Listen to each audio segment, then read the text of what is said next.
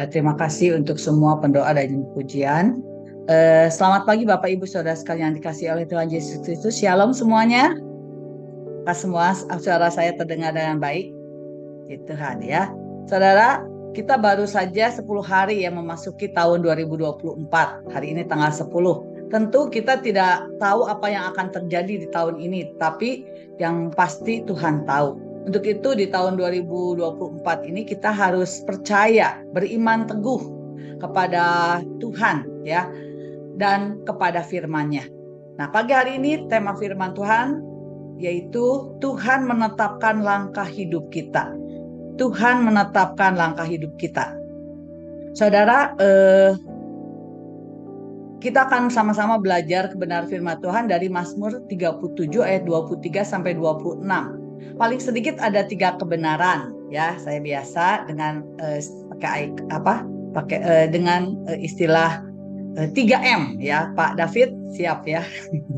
Nah, yang akan kita alami ketika Tuhan menetapkan langkah hidup kita. Saudara, M yang pertama, kita percaya Tuhan akan memimpin perjalanan hidup kita. Ayat 23 dan 24 firman Tuhan berkata, Tuhan menetapkan langkah-langkah orang yang hidupnya berkenan kepadanya. Apabila ia jatuh, tidaklah sampai tergeletak sebab Tuhan menopang tangannya. Saudara, seperti pemazmur yang meyakini bahwa Tuhan akan memimpin seluruh perjalanan hidupnya, kita juga harus yakin, harus percaya bahwa Tuhan juga akan memimpin langkah hidup kita melalui Roh Kudus-Nya yang akan mengarahkan jalan yang harus kita tempuh. Amin.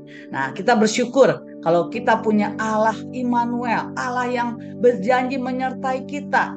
Bahkan Dia menetapkan langkah-langkah orang yang hidupnya berkenan kepadanya. Dan kalau ia jatuh, ia tidak sampai tergeletak. Sebab apa? Ada Tuhan yang menopang tangan kita. Ada Tuhan yang menguatkan, menopang kita untuk senantiasa berjalan sesuai dengan kehendak-Nya. Ada tangan Tuhan yang kuat yang akan memegang tangan kita. Amin. Nah, Amsal 24 ayat 16a berkata, sebab 7 kali orang benar jatuh, namun ia bangun kembali. Kenapa? Karena ada Tuhan yang menopang hidupnya. Amin. Nah, saudara, apa yang dimaksud dengan orang yang benar? Orang yang berkenan kepada Tuhan. Secara sederhana, orang benar adalah setiap orang yang percaya kepada Yesus. Secara de jure atau hukum dapat status sebagai orang benar. Kita diberi status sebagai orang benar ini semata-mata hanya karena kita percaya, beriman kepada Yesus. Hanya karena anugerahnya kita dibenarkan secara cuma-cuma oleh apa? Oleh penebusan Yesus Kristus, oleh kematiannya di kayu salib. Namun Tuhan mau supaya kita yang telah ditebus, telah dibenarkan, kita tidak hanya dibenarkan secara status, tetapi kita harus benar-benar bertumbuh dalam kebenarannya. Kita harus taat melakukan semua perintah Tuhan dengan kuasa Roh Kudus, dengan pimpinan Roh Kudus, sehingga Roh Kudus akan menunjukkan kepada kita jalan atau arah yang harus kita tempuh agar kita berjalan maju, melangkah dengan iman bersama dengan Tuhan. Saya ingat ada seorang pelaut yang kesukaannya menjelajah negara-negara. Setiap ia mengunjungi negara, ia akan memberi tanda mana-mana saja daerah yang sudah dikunjungi. Tetapi belum sampai semua negara yang dia tandai akan dikunjungi, ia sudah meninggal. Nah, tempat-tempat di mana yang belum dikunjungi, dia kasih tanda begini, di sini ada raksasa. Tempat yang lain ditulis di sini ada banyak binatang buas. Dan berdasarkan pengalaman tempat-tempat yang sudah pernah dikunjungi, tempat yang lain juga ditulis banyak ular, ya, banyak ular berbisa. Di sini ada banyak kalajengking.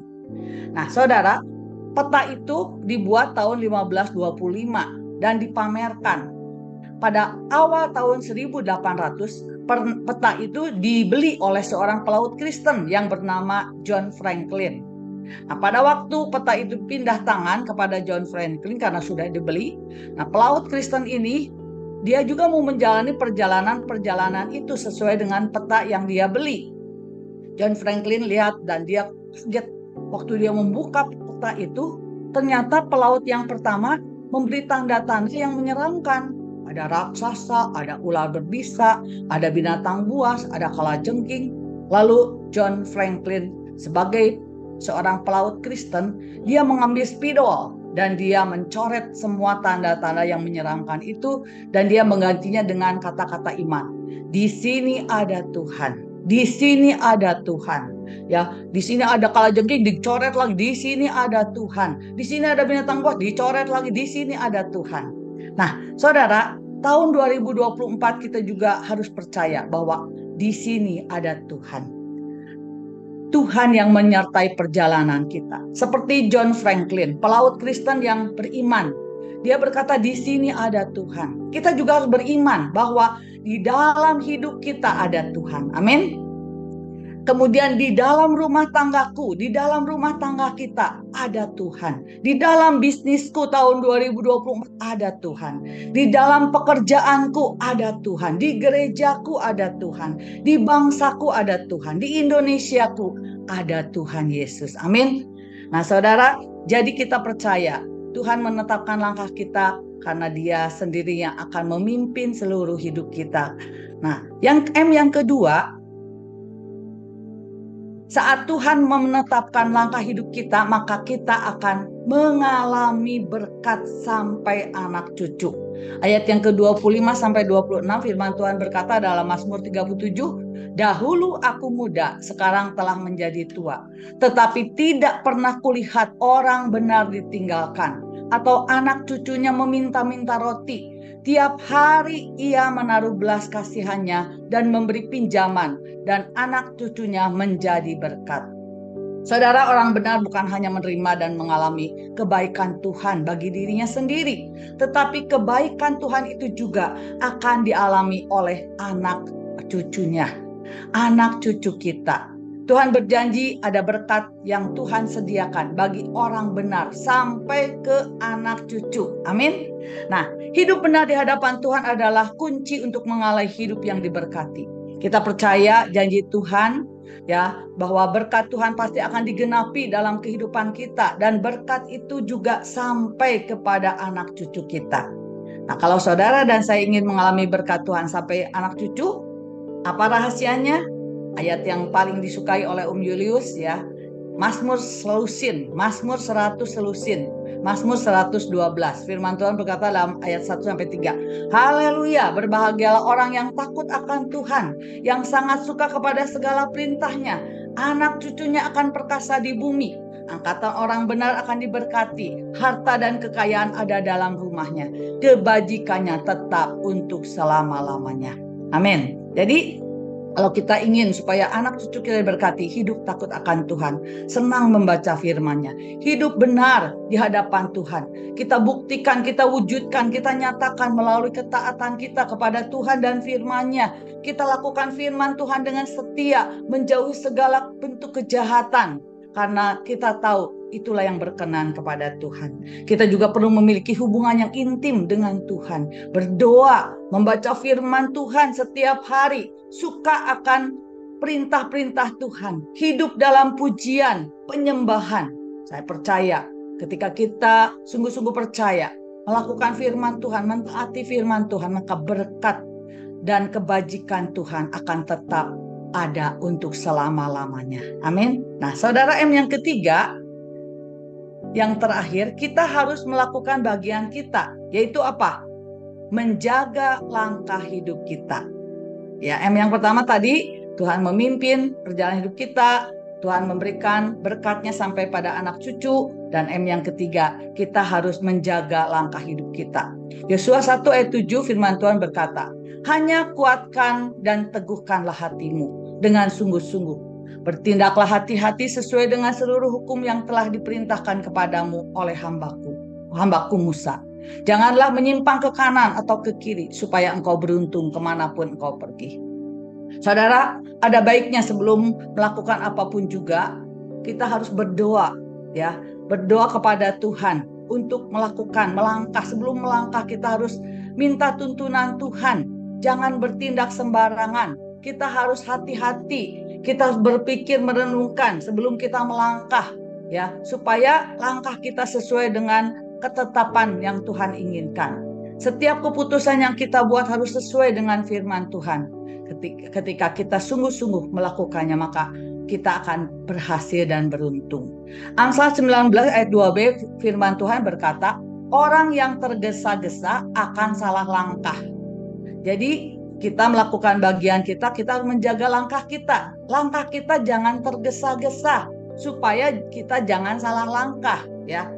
Saudara, salah langkah bisa berpotensi untuk membuat keputusan yang keliru, keputusan yang salah, yang bisa disesali. Orang yang tergesa-gesa, yang terburu-buru dalam melakukan apapun biasanya cenderung mengabaikan hal yang kecil, yang dianggap sepele, yang kelihatannya kurang penting, sehingga kurang diperhatikan, akibatnya kurang waspada, dan bisa berdampak sangat merugikan, bahkan bisa mematikan. Saya teringat, mungkin saudara pernah dengar, ya, ada pada tahun 1911 seorang yang bernama Bobby Leh, ya, dia adalah statman, ya, orang yang suka menggantikan peran-peran orang yang berbahaya. Dia adalah terjun, ya, dia terjun dari air Niagara dalam sebuah tong baja yang dirancang khusus. Ia selamat, ya, air terjun Niagara itu luar biasa besarnya, ya, dan dia tidak mengalami luka-luka, dia selamat, ya, tapi ada sedikit lah cedera, ya, ringan. Nah, kisah keberanian ini menjadi buah bibir, menjadi viral, ya.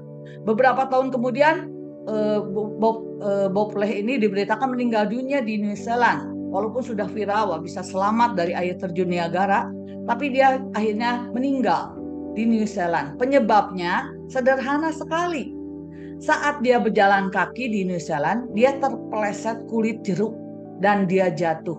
Patah kakinya, akhirnya meninggal karena komplikasi.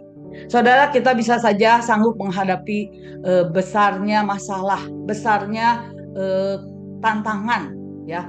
Tapi kita seringkali tidak kuat dengan masalah yang kecil, ya. Kita bisa menahan gempuran air terjun Niagara, tetapi kita tidak berdaya ketika kulit jeruk membuat kita jatuh. Nah, saudara, begitu juga kalau kita tergesa-gesa dalam melangkah, tidak pernah minta tuntunan Tuhan, kita akan seringkali meremehkan hal yang kecil, sehingga tidak waspada, akhirnya kita jatuh seperti Bob Leh ini. Nah, saudara, karena itu, mari kita akan lakukan apa yang menjadi bagian kita.